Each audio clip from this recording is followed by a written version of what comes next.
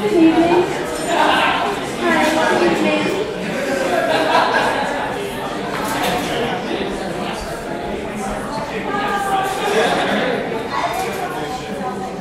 Good evening.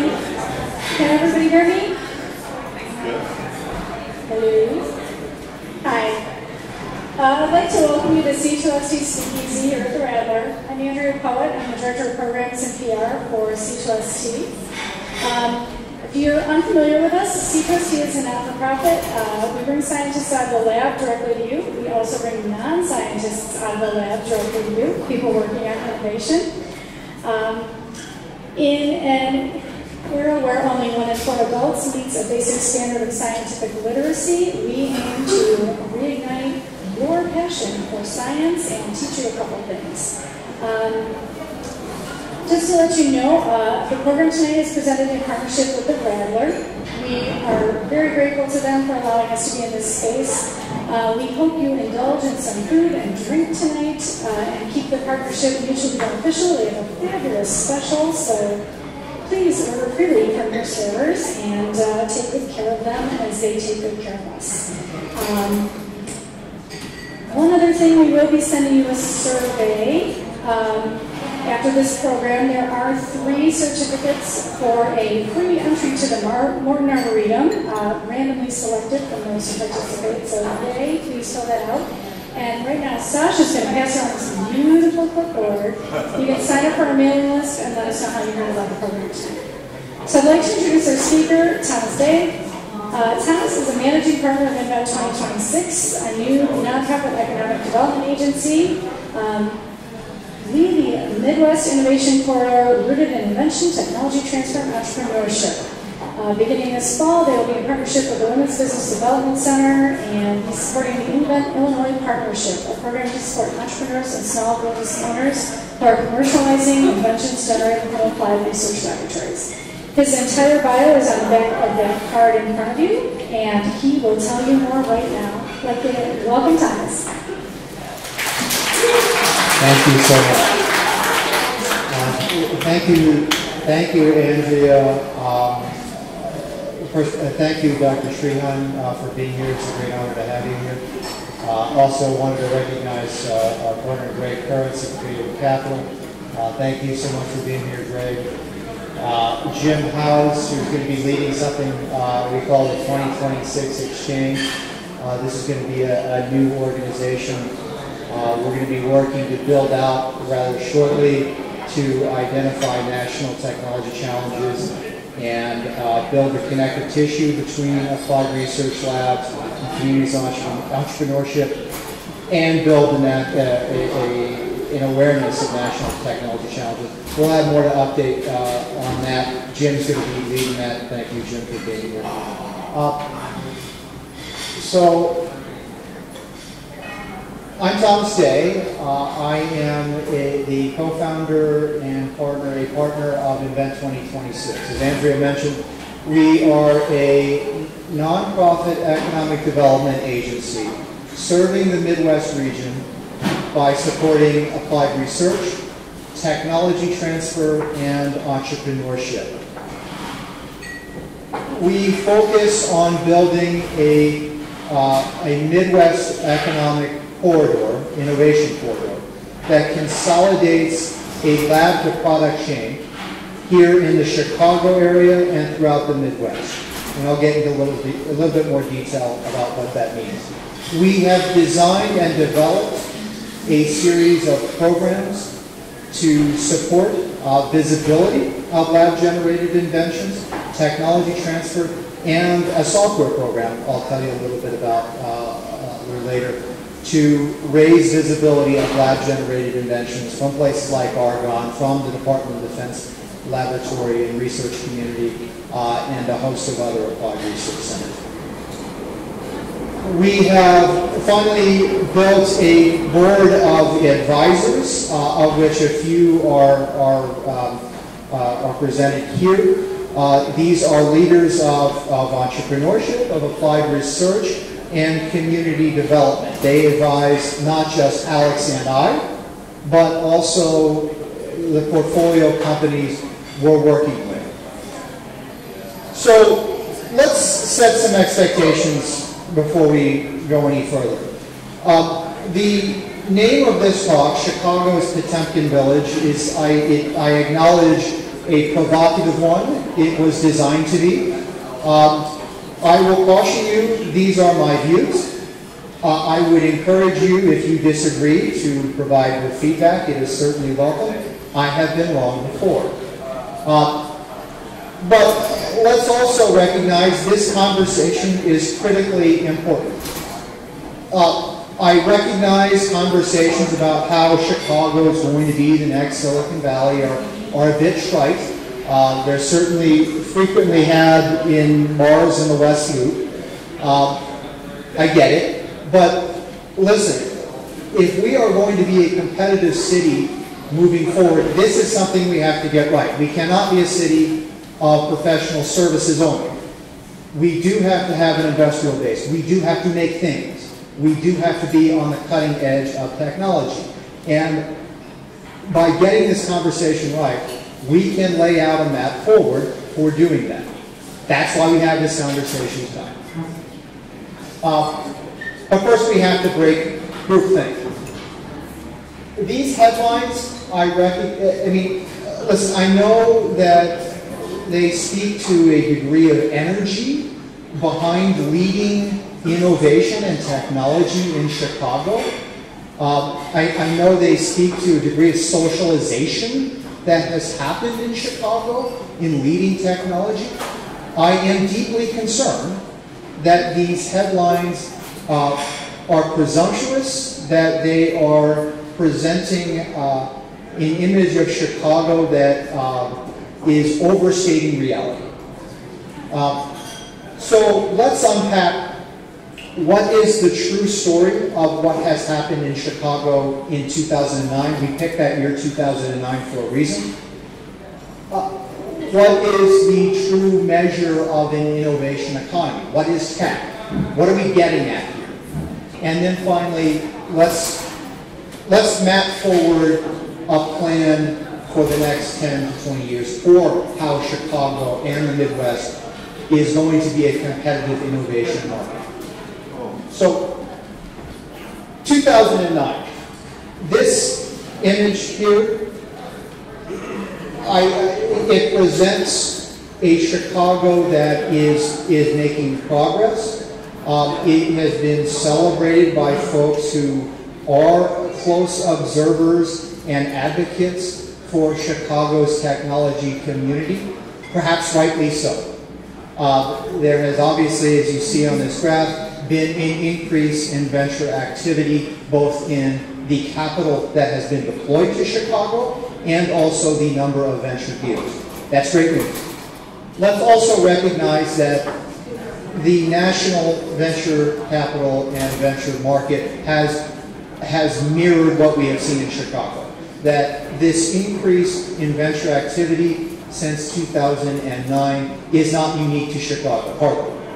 We have seen these trends nationally as well. We see them in other markets, Austin, other cities that you don't typically see as tech leaders, like Los Angeles. We see this same increase after 2009. I will give you these two explanations for what we're seeing here. In 2009, the end of the Great Recession, you saw a contracting labor force in the public space, political pressures, and strained public budgets not only flatlined public sector hiring, it actually decreased public sector hiring. I think we remember the budget battles between Senate and House Republicans and the Obama administration. The Republicans were able to extract these concessions that, in the end, forced the government to pare down its workforce. And that just didn't go for the federal government, that went for all levels of government. Concurrently, corporations learned to do more with less, forcing our national economy to be more entrepreneurial. So that's one explanation. Secondly, also, after 2009, we saw the emergence of the smartphone. the iPhone was introduced in 2007, there were abundant opportunities to create a software platform that could scale quickly, a mobile app that could scale quickly with relatively little capital. There is an argument to be made that I have heard that we have seen an increase in venture activity in Chicago as a product of kind of engineered efforts. The Chicago market by our count now has 90 different incubators and accelerators. I'm not aware of any before 2006 or 2007. And we have seen a dramatic increase in the number and the square footage of coworking spaces. And by the way, if I were to plot the number of incubators and accelerators, it would look like this as well. Look closely at this graph, I would ask you. Remember the slide I showed you earlier of Chicago. That increase can be plotted back to 2009. The increase we see in the co-working spaces really didn't begin until 2012. So there was a solid 3 years that we did see an increase in venture activity that was not in any way supported by co-working spaces or accelerators. That would cast certainly doubt on the thesis that we've seen venture activity increase as a product of some of the engineered efforts with co-working spaces, accelerators, and incubators that we have seen in Chicago. Let's also recognize that many of these incubators and accelerators, and even a few of these co-working spaces, are 501c3s, meaning they are dependent on philanthropic dollars, on public dollars. We would conservatively estimate that the co-working spaces, the incubators and accelerators, have received about $60 to $80 million in philanthropic money and public money. It may in fact be way more than that.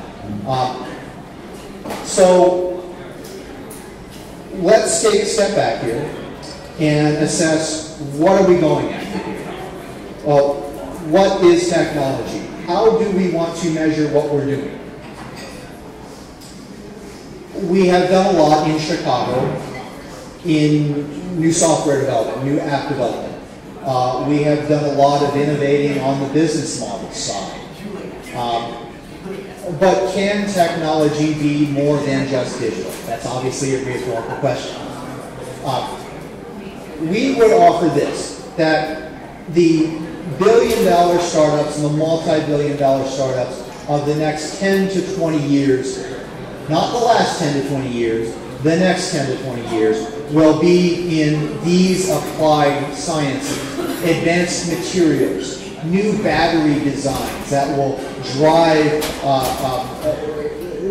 advancements in the way we store and consume energy, genomics, photonics, lasers. These are the things that we think are going to form the core of technology advancement moving forward.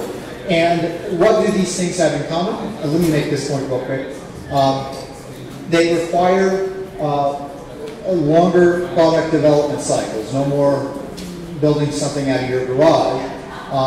They require more capital than we have seen with the software developments.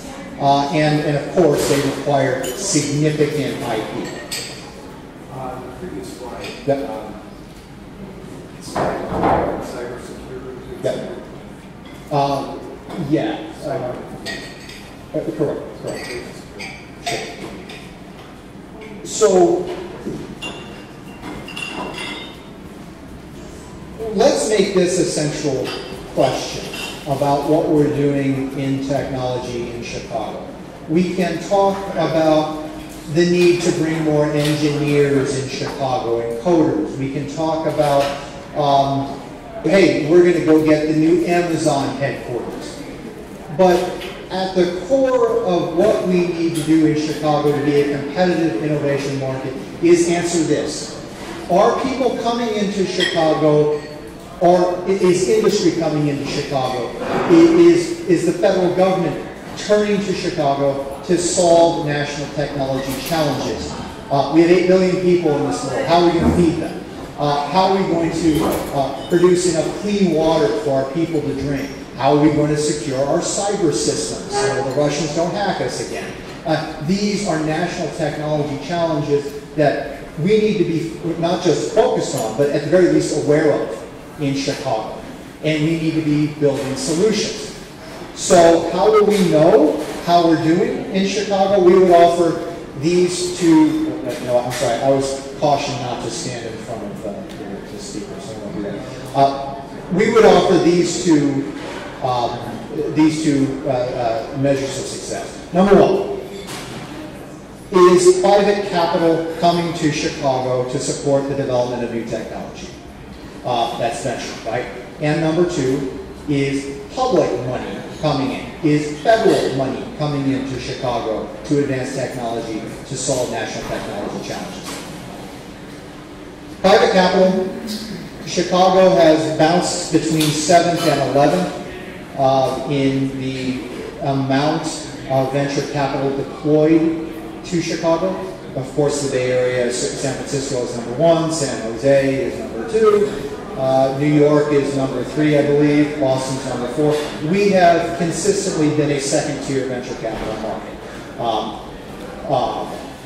And it should be noted that you may see a headline about, Chicago venture deals up X%, but if the national venture capital market is up the same X%, then that really isn't saying much about Chicago. That's just a product of the national venture capital market. I do want to place special emphasis on the right-hand part of the screen. Public dollars. The SBIR program, the Small Business Innovation Research Program, is a $2.5 billion program funded across these 11 different agencies. By law, these 11 different agencies are required to provide 3.2% of their R&D budgets to transfer technology through small businesses and new ventures. That's what the SBIR program is about. It provides $150,000 of non-dilutive capital, not 150 to 250 or thereabout in phase 1. If you have proven the technology, demonstrated the market, phase 2 comes in, that's about $1 million. It's all non-dilutive. Yeah, to clarify, prior slide, is that $2.5 billion nationwide for all of these SBIR? Yes, it is. Yeah. It's not just Chicago. Oh, no.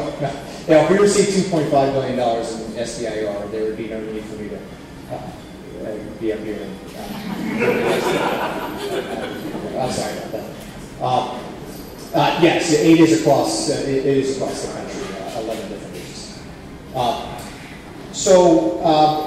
The Department of Defense, not surprisingly, is by far the largest funder of this program, and there's a subset under the SBIR program, the SITR program, that focuses on small business technology transfer and university partnerships engineered there.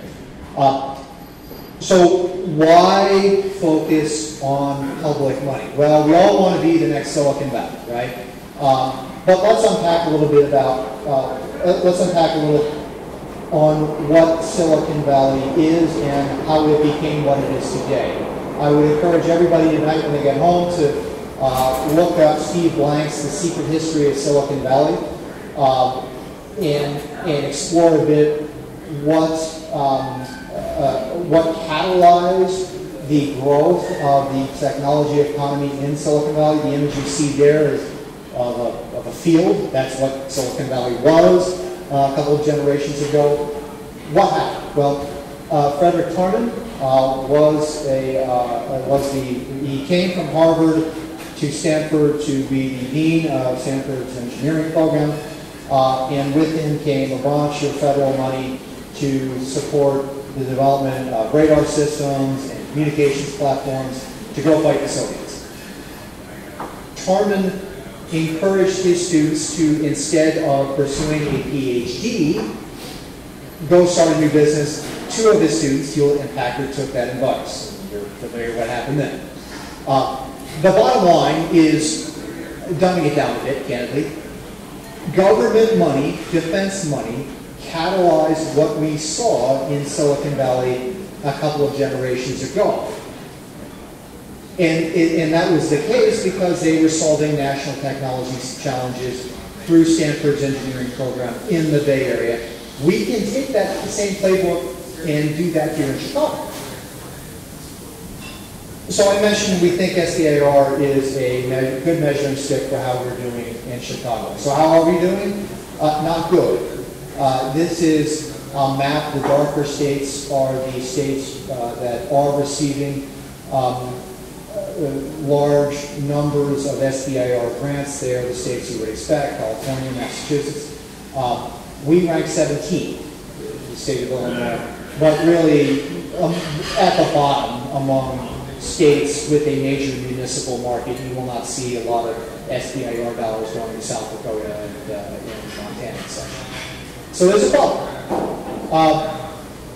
And let me say this. The SDIR program is $2.5 billion.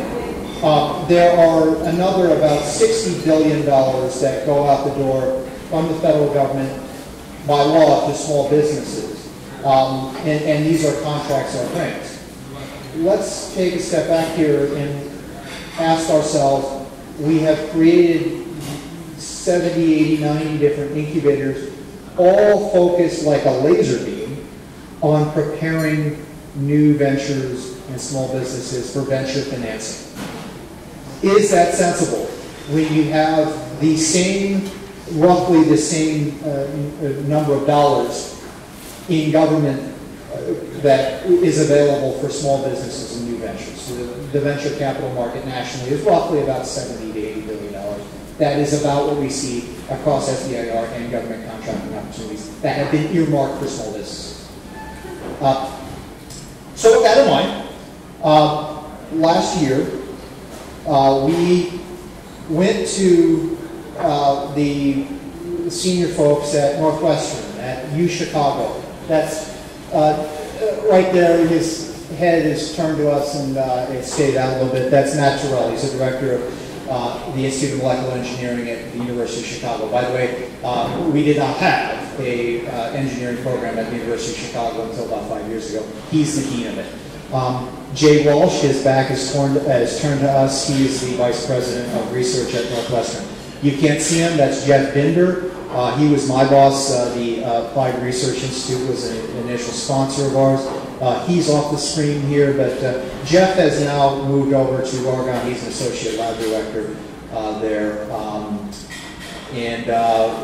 So anyway, the point is we assembled very senior folks in applied research from the Applied Research Centers here in Chicago and joined them with leaders of economic development and entrepreneurship.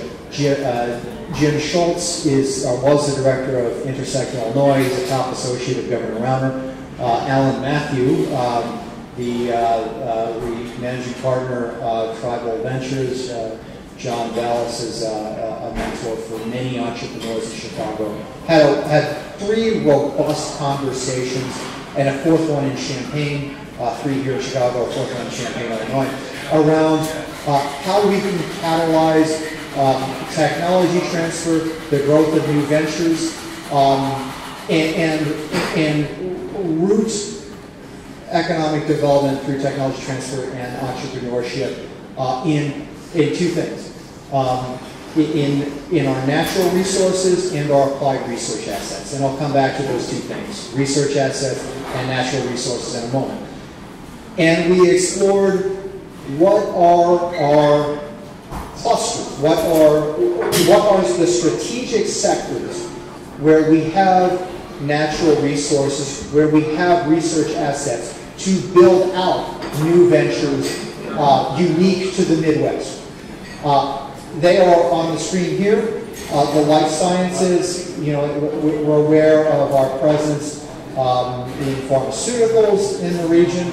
Let me kind of put that aside for a moment. We do think that our core economic strength in Chicago and in the Midwest reside in the physical sciences, and they are here. Infrastructure. Half the goods that travel across the U.S. by rail and by road travel through the state of Illinois. Energy storage, Dr. Treon, I'm sure, is well aware. We have a number of dollars coming into Argonne National Laboratory to advance new battery designs. Water. 80% of the potable water that exists in the North American continent exists within the Great Lakes Midwest region. And agriculture. We have always been an agricultural economy here in the Midwest. This city was built on agriculture since the stockyards. There is nothing that gets me madder than looking at this. I mentioned leveraging our resource assets, our natural resources and our applied research assets. Let's look at how we're leveraging our natural resources. With the possible exception of the state of California, no region of the country has as fertile soil as the Midwest region. This is a sector we should be leading, ag tech here in Chicago, but we are far from it. 1/20 of the amount of money that we see deployed in California is being deployed here to the state of Illinois. Recently, John Deere, an Illinois company, had to go to California to find a $305 million acquisition opportunity.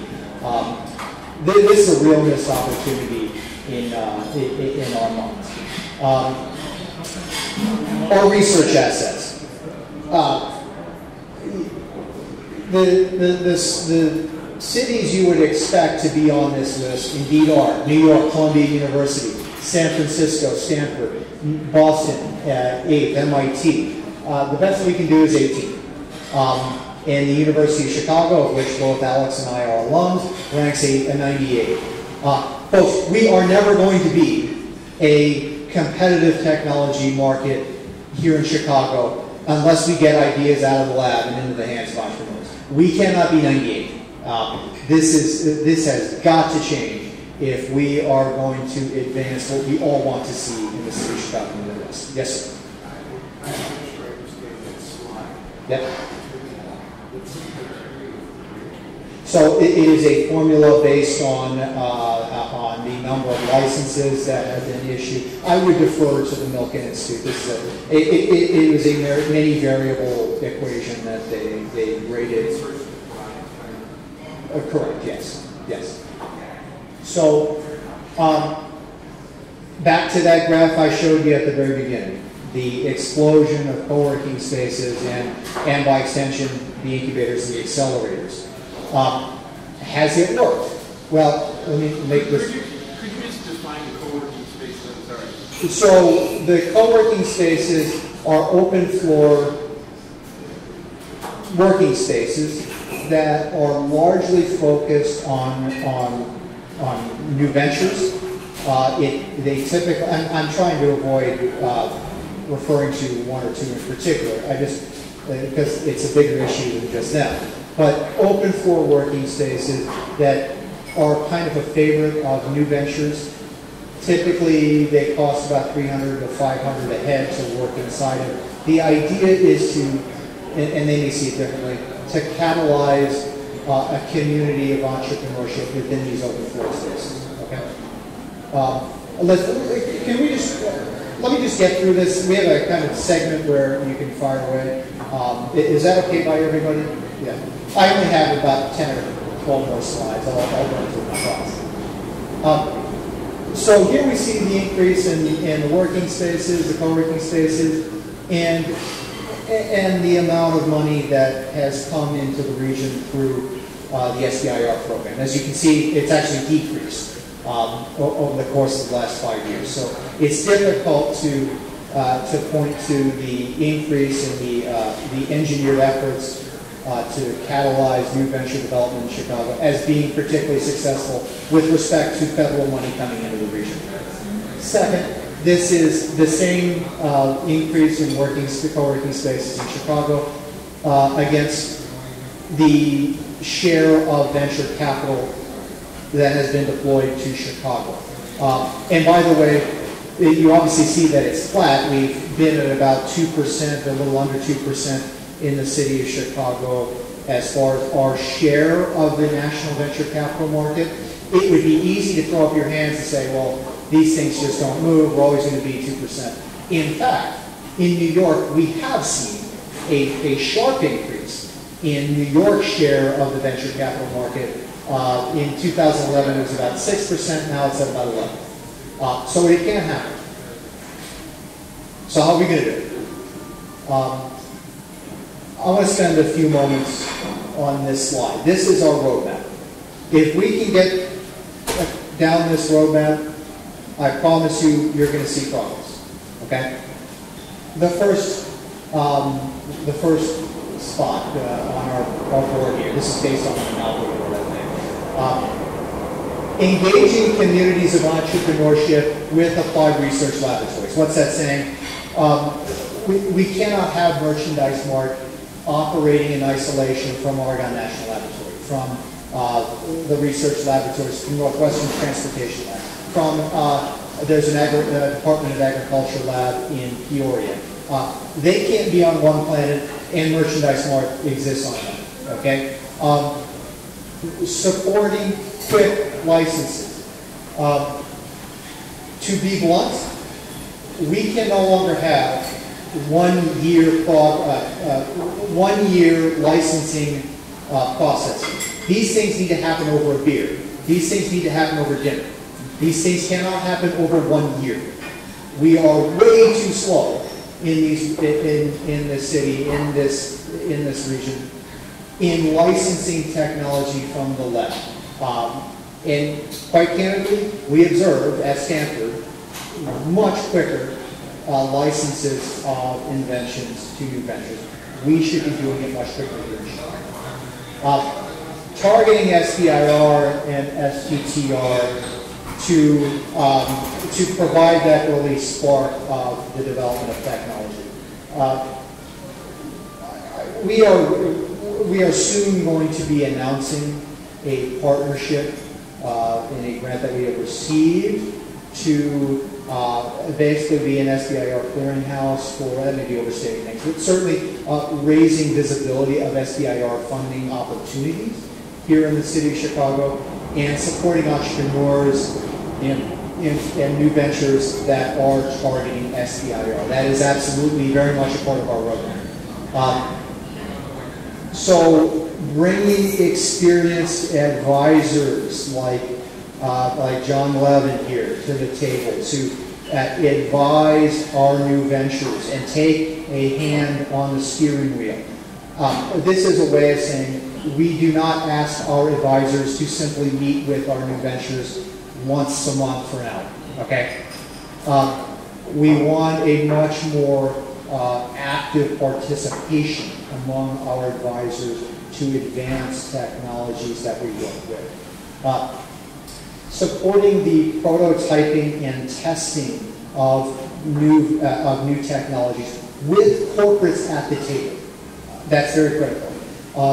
There's a slide I'm going to show you that maps out how we can advance technology in partnership with corporates who are aware of their needs and want to see technologies take shape in a way that fits their needs. We absolutely want to build that process where we do have new ventures that are building new technologies, but ensure that that is done in a way that understands the needs of the market.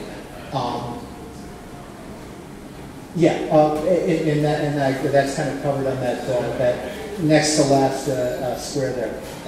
Finally, I have mentioned that we have done a lot of work in the city of Chicago to prepare startups for venture activity. Great. we want to also prepare startups for M&A opportunities. 44% of venture activity we observe now comes from corporates. What's that telling you? The new R&D paradigm we observe today is that we are less likely to see Bell Labs, less likely to see Xerox Labs, the kind of titans of applied research underneath corporations that we observed, a generation or two ago.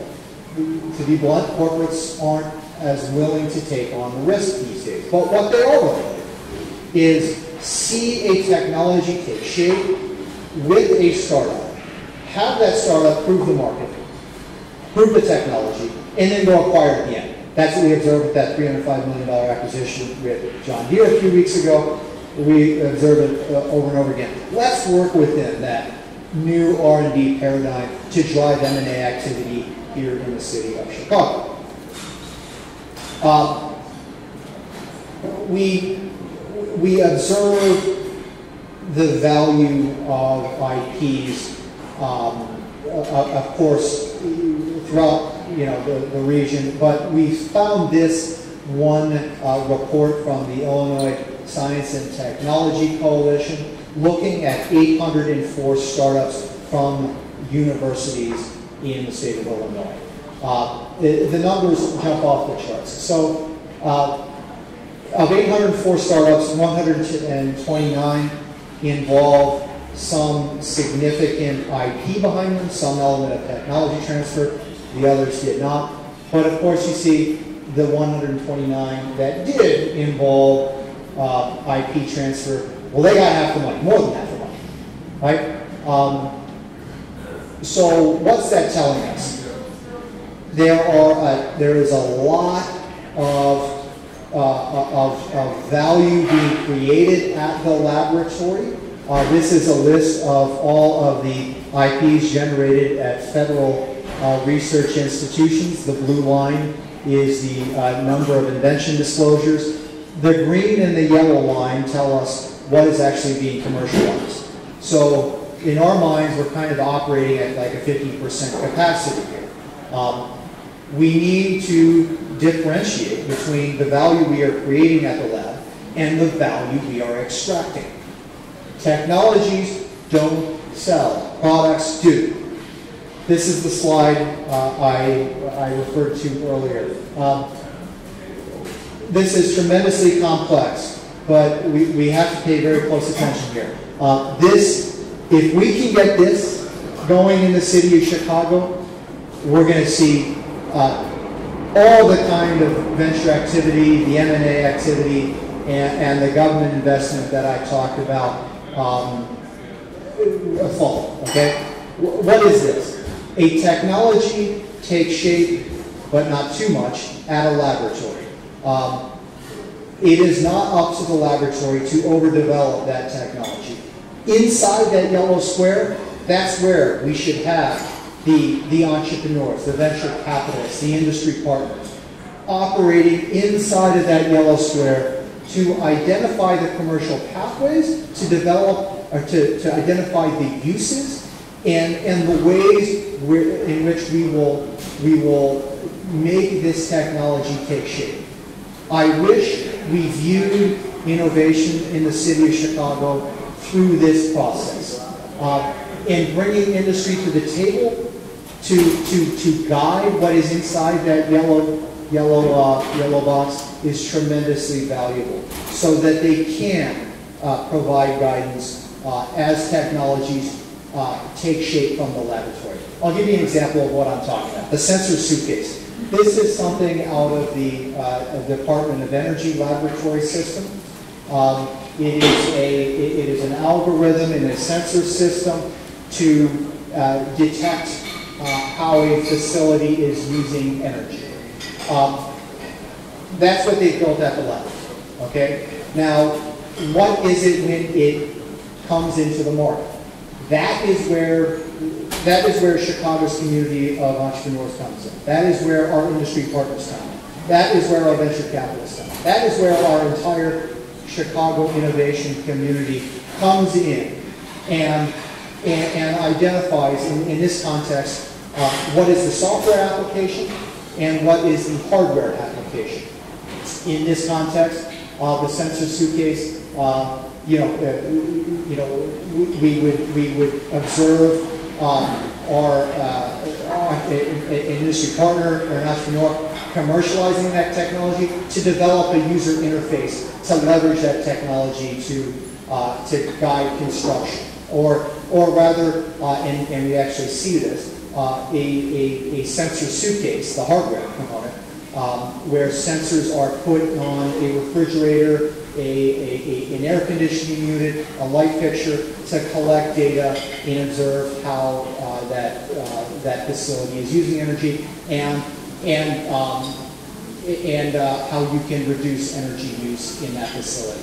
That's what the sensor suitcase does. That is a technology that was built at the laboratory, but it's on us, and I say us as the Chicago innovation community, to take that technology and find a market fit, okay?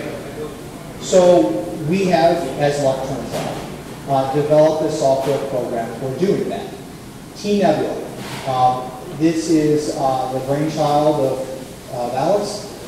It is an online platform for presenting lab-generated inventions to a domain of users to collaboratively uncover a technology's use and a technology's appropriate market. When you log on, you are asked to identify the technology markets that you are interested in. You are asked to identify the technology areas that you are interested in, and we will feed you technologies from our partner labs, from the Department of Defense labs. They work with us. We have some technologies from Oregon. Soon we will have some from Pacific Northwest National Lab in Washington, a host of other laboratories. And we take time on T-Nebula to explain what they do. Okay? If you go on Google Patents and other IP platforms, you will be presented the IP application. It will be, I caution you, very difficult to understand what is being said. We take time, I was a journalist in a previous life, to explain what the technology does in a way that everybody can understand. And we ask you, getting to that yellow box that I showed you earlier, to identify where this technology fits, what market it fits in, and how it can be commercialized. I'll leave you with this. This is an image of workers that found out recently that the Wisconsin steel plant had closed in 1980. After Wisconsin Steel closed, Acme Steel closed, U.S. Steel closed as well. We once had 200,000 folks in steel manufacturing in the city of Chicago. Now we have 0 to my knowledge. I am acutely aware, personally, of what happens when technology moves ahead of our ability to manufacture solutions. In my hometown of State College, Pennsylvania, we had a manufacturing plant, Corning. They made the TV screens that went into analog TVs, and we started doing, we started building LCTVs and HDTVs. That plant closed. With what in the city of Chicago have we replaced the steel manufacturing industry? The answer is, of course, nothing at all. What I have laid out to you is a process not just for leading technology in the city of Chicago and in the Midwest, but creating new industries in the city of Chicago and in the Midwest. So this is perhaps a subject for another long-winded conversation, but we think we can start to get some of these manufacturing jobs back in the city of Chicago. I'm not promising 200,000 manufacturing jobs, of course, but let's in the city of Chicago take these many manufacturing facilities we have on the south and west sides in particular, and say, we can manufacture the first 500 and 1,000 units of this technology through new ventures here And if it scales up beyond that and goes offshore, that's fine. We'll just continue that process again. We are big fans of MHUB. That's a working space in the West Loop neighborhood at Chicago and Nugget, where entrepreneurs manufacture physical products. We think we should have MHUBs in 57 different neighborhoods in the city, where we could have something like a community manufacturing center, where workers come, manufacture these new inventions, bring them to the market, and again, if they scale offshore, that's fine, we'll continue it again. That's how we think we can create new industries in Chicago, but it takes applied researchers, it takes entrepreneurs, it takes industry, it takes capital managers, it takes a village. And with that, I'll take some questions. Thank you.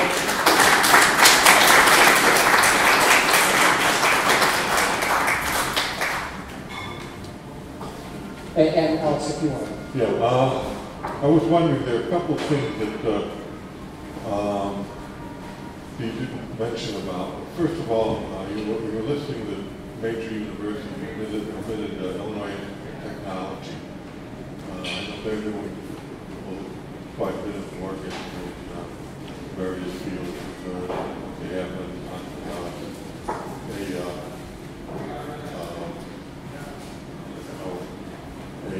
center for innovation in campus. Yep. Have you looked into them? Yeah, so the University of Illinois was actually a sponsor of our initiative. They actually, I mean, they have more than just that. And they have a whole wing of campus over by the football stadium. We're talking about the Champaign campus, of course. Yeah. I'm talking about Illinois Institute of Technology. Oh, IET, I call it. Yeah. Yeah.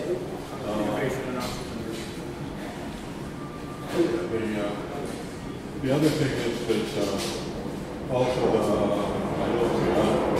you're talking about open spaces or open manufacturing spaces. Have you looked at maker spaces?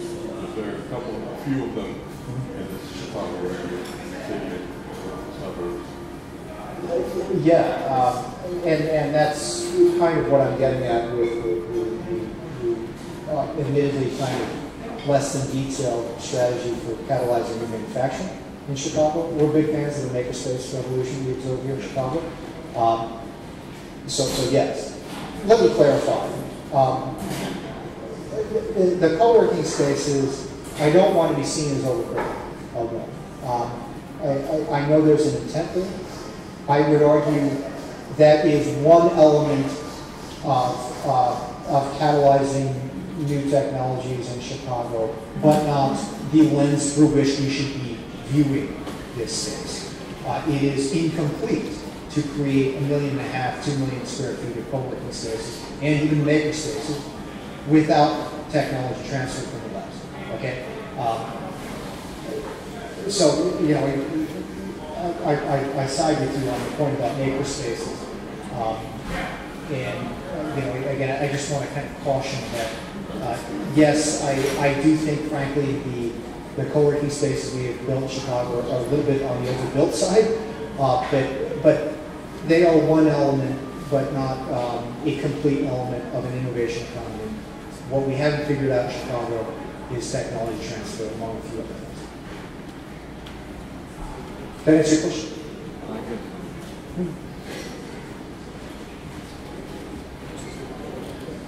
I'm not a business person, so I'll ask this from ignorance, but it seems like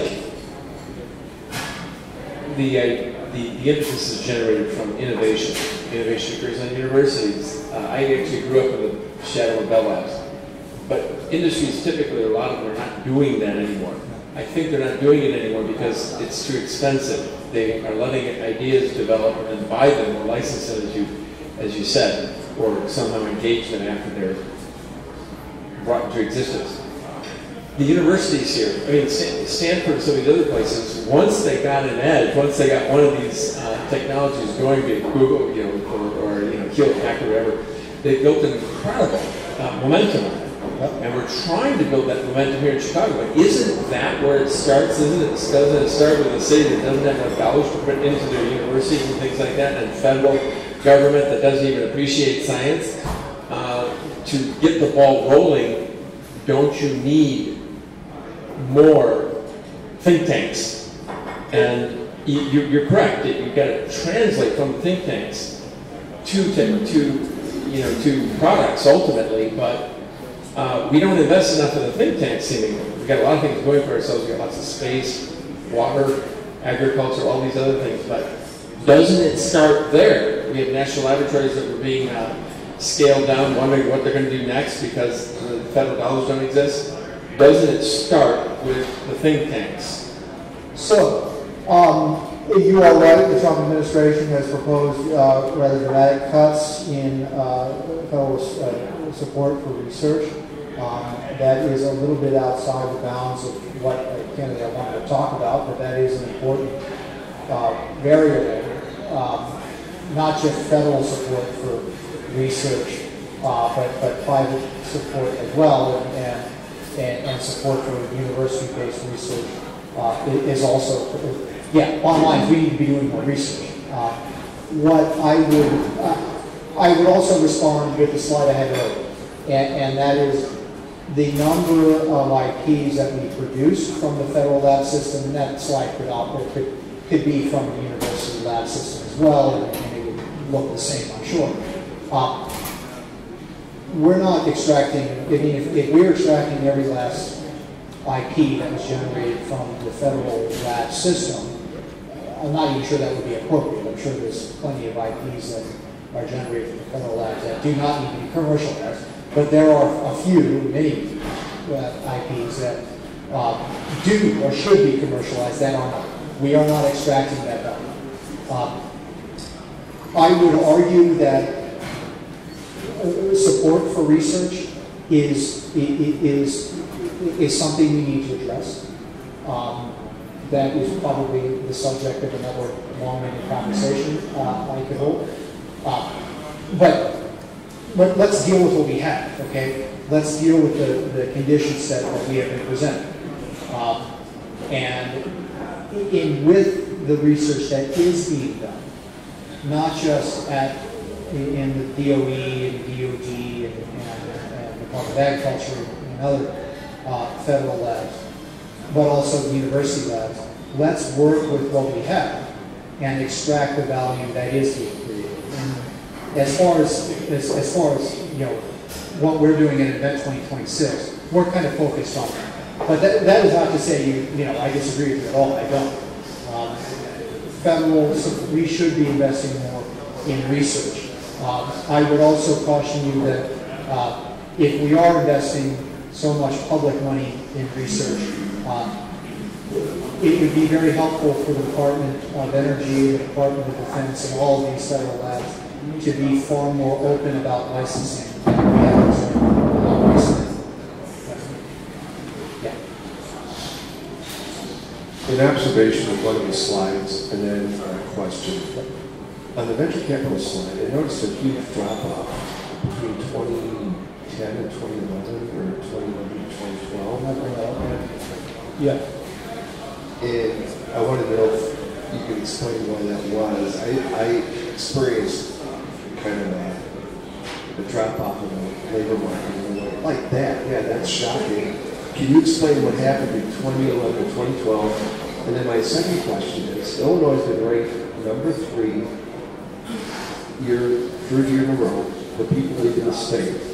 So how are people going to take the state seriously when you have so many people leaving?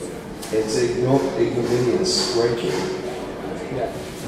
So the short answer to your question is I have no idea what happened here. I suspect there was a valuable exit that happened in 2011, perhaps Groupon. I'm not sure.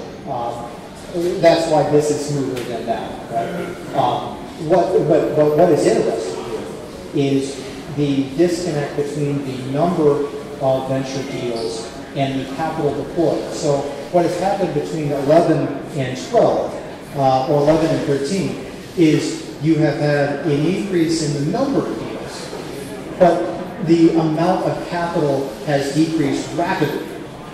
So what's happening here? I would suspect, back to the point I made here, is that you had investors who sensed, probably correctly, that they could deploy a smaller dollar amount and scale quickly with the acts, right? But I am here to tell you that that is not a playbook that's going to work moving forward. Right? And that is, we can talk all day about that. Your question about the state. I was once a politician. I failed miserably. I have tried to kind of stay out of politics as we built this. It would not be appropriate for me to go fire and brimstone. But listen, to observe the obvious, particularly in the life sciences, our state is not helping us out. In the life sciences, hospitals that depend on reimbursements from the state are not getting their money back, and that is having a second order effect, driving out some of the researchers that could drive new frontiers in life sciences. And just kind of culturally, when I moved here after I was done in the Army, everybody wanted to move to Chicago. And I don't get that. In 2007, I don't necessarily get that. And that's a shame. I mean, I made my home here, and I'm going to get married soon here. I have taken pride in Chicago, and I wish folks would see what I see. That we are teetering on the edge of bankruptcy as far as our public schools go is not good. That we are playing this game of brinksmanship at the state level is not helpful, and I could go on and on about it. But let me add this one more point. We don't necessarily have to wait for Springfield to get its crap together. If we can catalyze new industries in Chicago, I mean, listen, I am not qualified to talk about the many challenges that we have in the South and West Side. But I will say this, that I think one of the challenges that we have in the South and West Side is the lack of job opportunities. And that is in and of itself a product of lack of industry. We had industry there 30 years ago. It was steel. We don't now. We need to create new industries. That's something we don't need, the speaker and the governor and, our public officials to fix. That's something we can do now. You mentioned Illinois Science and Technology Coalition with the board that said only 16% of startups that were spinning out of universities were based on technology generated university labs. What do you think is the cause of that? Why is such a small? I wish I knew. It seems nuts to me that. Listen, I kind of criticize the University of Chicago. That's tough love from the law. But I think that the University of Chicago is starting to figure it out. Anecdotally, I'm seeing more stuff coming out of Polsky that has the Polsky Center of Entrepreneurship that has more significant IP. And Northwestern, they have a class they teach at Kellogg, the college school, where they pair a student from an engineering program, and they go build a new business. So Shauna, Samir's company, came out of that program. That's a battery company with Foundation built. It is just nuts to me that these universities are generating so much in the way of IP, and they're building these new entrepreneurship programs, but they're not, they're not connected up. There is I suspect, a certain apprehension to give the IPs to students. which is why I would argue that these entrepreneurship programs, of which every university has, they need to kind of have a little bit more stronger mentorship, which is a core element of our model. If that is concerned, that a student is going to go blow it as far as an IP goes. But listen, and GE can be knocking on their doors. Ford can be knocking on their doors. And so on and so forth, to take the risk on of commercializing their IP. They are going to have to work through startups. And I'm talking big picture. There may be exceptions to what I just said. But big picture, corporations are not willing to take on the risk for developing the technology. So we have to work with startups. They have an abundance of talent inside their own backyard. It's my view, they should use it.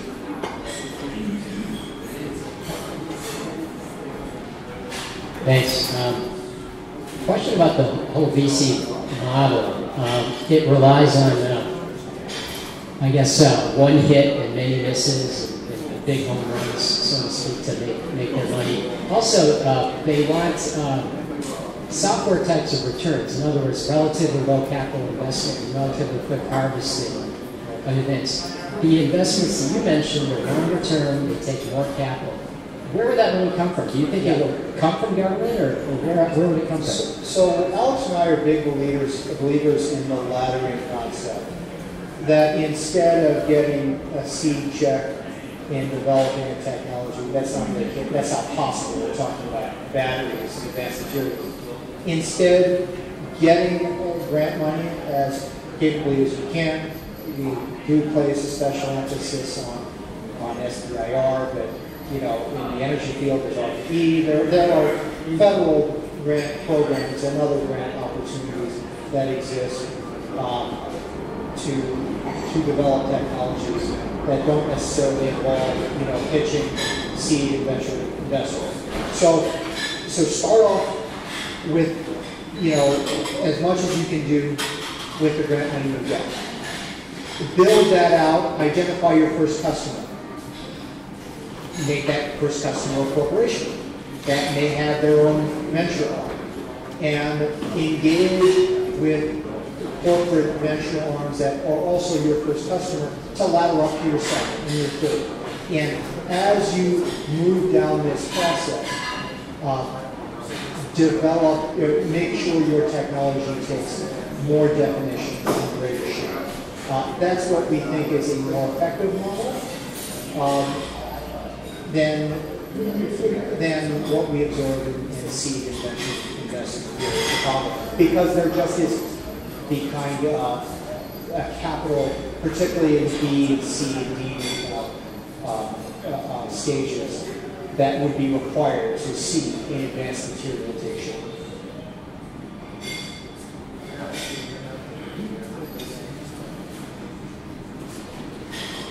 I had another question about the roadmap you showed about the part in the middle of the yellow box where corporate entities get involved in the further development of the technology with the startup. Yeah. How do you visualize that? Is that going to be the corporation taking an active interest or some type of future licensing? How is that envisioned, or is it kind of we are a nonprofit for a reason. What we offer at this stage is to support new ventures and bring corporates into the room to observe how the technology is taking shape through this new venture in their sector. Okay? No equity stakes. Now, we would offer our corporate partners a window, but also a seat at the table when it does come time to make an M&A, to have an M&A opportunity, right? In our mind, this is more valuable to potential corporate partners than having your name on it. Anecdotally, in conversations we have had, we think corporates are more likely and more interested in engaging with the development of technology in optics. So that's what we're offering. Hello. So my question is about the SBIR grant assistance. Yep. And so me personally, I have been effective of SBIR grant awardee. And when it comes to the SBIR grants, they are very a strenuous process, and they're very different when it comes from a scientist's point of view from applying directly to the NIH with the SBIR. But when it comes to the grant writing assistance, I found that in Illinois there wasn't that many options. And so as an entrepreneur, it's really discouraging when you're going to different states as California and Massachusetts, where they actually have SBIR grant programs where they offer grant writing assistance, where they offer mentorships with other companies that had SBIR grants before. And so will your program be assisting entrepreneurs with that? Because that is like the first step in making sure that we do actually win the grants. So I'm going to give you my card before I forget. Are we still recording, by the way? Okay. We have a rollout strategy with our partners with the grant that we ever see. I don't want to jump ahead. We want you, and I'll tell you a little bit. We're not talking about what we want to do. Our goals with the SBIR programming that we will be providing are, number one, to raise visibility of funding and investment opportunities. Back to that question of understanding and addressing national challenges. If the Department of Defense needs something, they will say they need something, and there will be an opportunity for the SBIR to go address it. Having that element of that visibility is something we would like to accomplish. Secondly, we will be supporting 2 cohorts of curriculum. The first starting probably around November, the second probably around April, to work with entrepreneurs and researchers. Either bringing companies that have an idea, have a concept, or engineering a collaboration between an entrepreneur and executive and a researcher to bring them in, and we'll produce a business plan, we'll produce a stuff sheet, a one-page summary of what we're looking to do, we'll produce a commercialization strategy, but really we'll produce an SBIR. Okay? There just isn't much visibility, I'm sure you agree, there just isn't much visibility in the program here in Chicago. It's a missed opportunity. It's a big missed opportunity. Because it's free money, right? So, and we will all have this. We have relationships that we would like to leverage as a part of this program, where if you're submitting an SBIR proposal, we can get you in front of, let's assume you're doing something fast. We can bring a Boeing or a Lockheed to the table to say, we will work with this startup if this technology is shape. I'm not telling you it should matter, I'm telling you it does matter that we would have that principle. One more question? All right, the last one. I'm pretty new to the area, so I can be way off on this, but I have a belief. Where are you from? What's that? Where are you from? Well, I just moved here from Boston 2 years ago. Oh, very good. And in the 2 years that I've been here, I've been trying to build a software development team for emerging SaaS platform, and it's been very difficult. And to me, that's contradictory with, third largest city in the country, Western UIC. I was just down at UIUC yesterday for the first time ever, and learned a 45,000 student population. And so I'm trying to reconcile these two things. Why is the talent pool so outmatched by the demand in this region? And where's it going? Well, that's a complex one. We have worked in the applied sciences, and I can tell you that we have had challenges retaining folks here in the applied sciences. Well, largely because they're not getting the money from the feds.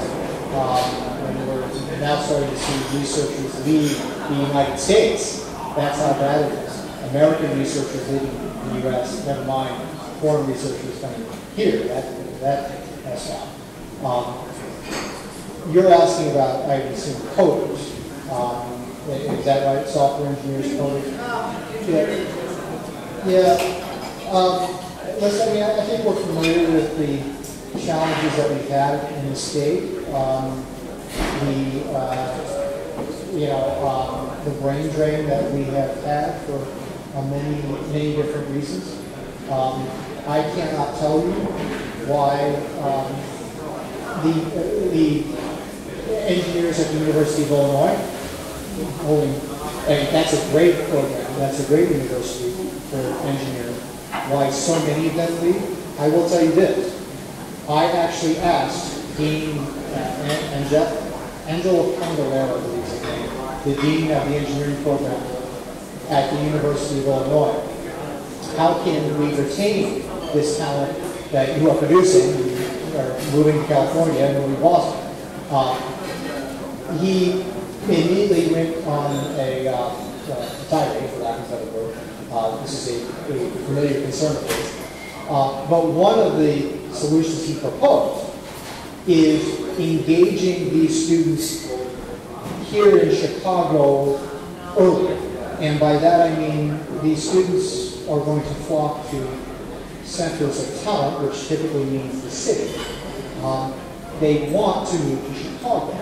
But we, and I say we as like the Chicago innovation community, have not actively reached out to the University of Illinois to provide summer internship opportunities.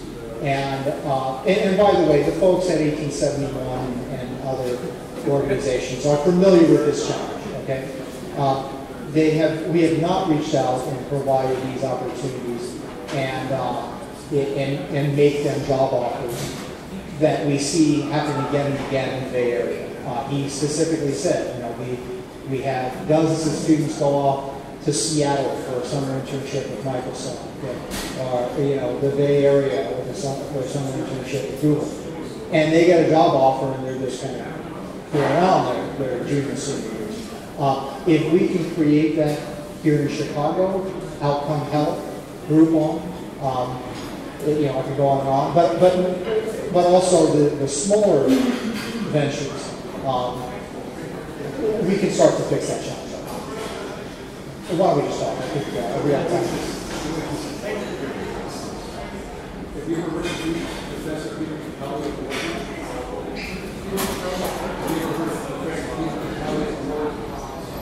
He's kind of research on this.